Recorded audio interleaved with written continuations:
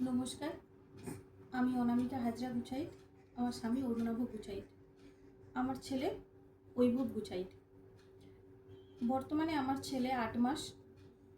ও SMA type 1 রোগে আক্রান্ত, যেটা স্পাইনাল মাসকুলার অ্যাট্রোপি।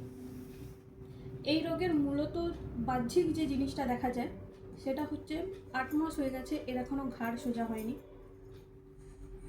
হাতের কোনো স্ট্রেংথ নেই, পায়ের তো কোনো রকম কিছু কোনো মুভমেন্ট নেই, কিছু ও নিজে থেকে করতে পারে না, এবং ইন্টারনাল কিছু প্রবলেম থাকে।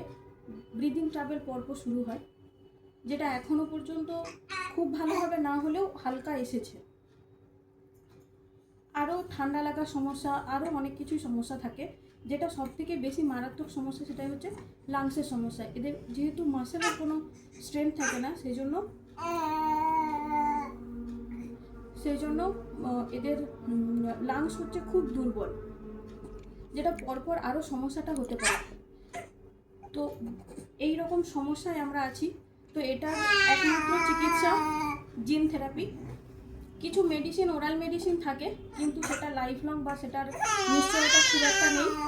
জিন থেরাপি বলে একটা ইঞ্জেকশন আছে, জলজেসমা বলে, সেটার দাম 16 কোটি টাকা। তো সেটা সাধারণ মধ্যবিত্ত পরিবারের ক্ষেত্রে বা কোনোরকমভাবে বহন করা সামর্থ্যের বাইরে।